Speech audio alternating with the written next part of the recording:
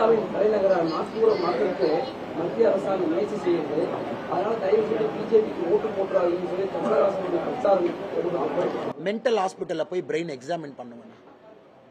அந்த மாதிரி யாராச்சும் சொல்றாங்கன்னா, அது கமலஹாசனா இருக்கட்டும் யார் சொன்னாலும் கூட மென்டல் ஹாஸ்பிட்டல் கூட்டிட்டு போய் பிரெயின் எக்ஸாமினேஷன் பண்ண சொல்லணும்.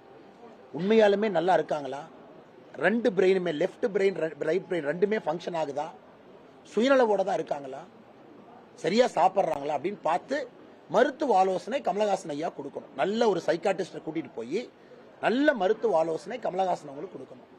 எப்படி இந்தியாவுடைய கேபிட்டல் நாக்பூருக்கு மாற்ற முடியும்? எப்படி மாற்ற முடியும்? நீங்களே லாஜிக்கலா சொல்லுங்க, எப்படி மாற்ற முடியும்?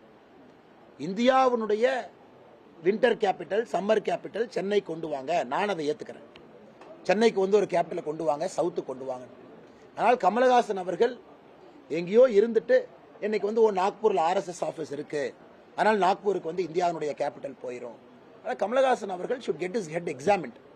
உண்மையாலுமே சுயநலவோடு தான் பேசுறாங்களா, ஆரோக்கியமான கருத்துக்களை தான் பேசுறாங்களா, இல்ல திமுகவுக்கு தன்னுடைய கட்சியை ஒரு ராஜ்யசபா சீட்டுக்காக வித்துறதுக்காக இப்படி கூவ வேண்டும் என்று கமலஹாசன் அவர்கள் நினைக்கின்றார்கள் என்பதை கமலஹாசன் அவர்கள் தான் முடிவு செய்யும்.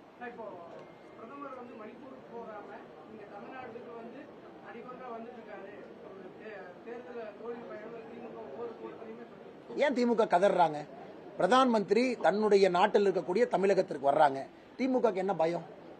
இதே முதலமைச்சர் அவரை கையில கிளவுஸ் போட்டுக்கிட்டு அப்படியே அந்த கார்ல வந்து அப்படியே யாரையும் தொடாம கும்பிடு போட்டுட்டு அந்த மாவட்டத்தினுடைய தலைநகரத்துக்கு வந்து அப்படியே ஹைட்ராலிக் லிஃப்ட் ஏறி பேசுறத தவிர முதலமைச்சர் கிராமத்துக்கு போக சொல்லுங்க. இந்த முதலமைச்சர் எத்தனை கிராமத்துக்கு போயிருக்காருன்னா, தமிழ்நாட்டினுடைய முதலமைச்சர் எத்தனை கிராமத்துக்கு போயிருக்காரு?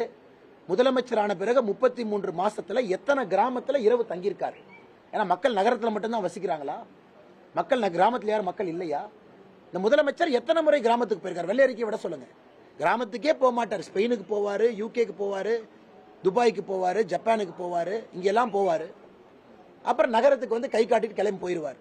அதனால் இது போன்ற ஒரு முதலமைச்சரை வைத்துக் கொண்டு ஆர்.எஸ். பாரதி அவர்களோ வேறு திமுக தலைவர்கள் பேசுவது வெட்கக்கேடானது.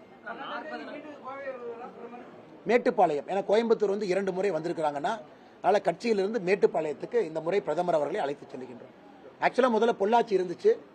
பொள்ளாச்சியில லாஜிஸ்டிக்கலா இடம் சரியா அமைஞ்சு வரல. பிரதமருடைய செக்யூரிட்டி கன்சிடரேஷனுக்கு இடம் சரியா அமைஞ்சு வரல. எல்என்டி பைபாஸ் சாலை பக்கத்தில் தொலைவு பார்த்தோம். மேட்டுப்பாளையத்தில் இடம் சரியாக பாதுகாப்பு காரணங்களுக்காக அமைந்து வந்திருக்கின்ற சூழல்ல மேட்டுப்பாளையத்தில் பிரதமருடைய நிகழ்வு 10ஆம் தேதி மத்தியானம் இருக்கும். 12ஆம் தேதிக்கு மேல பிரதமருடைய பயணம் இருக்கு. போகாத இடத்துக்கு கூட்டிட்டு போகணும். நம்முடைய நோக்கம் வந்து பிரதமர் எங்க செல்லுலையோ அங்க போகணும். அப்படின்னா ஏற்கனவே வந்த இடத்துக்கு போக மாட்டாங்க, புது இடத்துக்கு பிரதமருடைய பயணம் இருக்கும். 12ஆம் தேதிக்கு மேல உங்களுக்கு சொல்றேன்.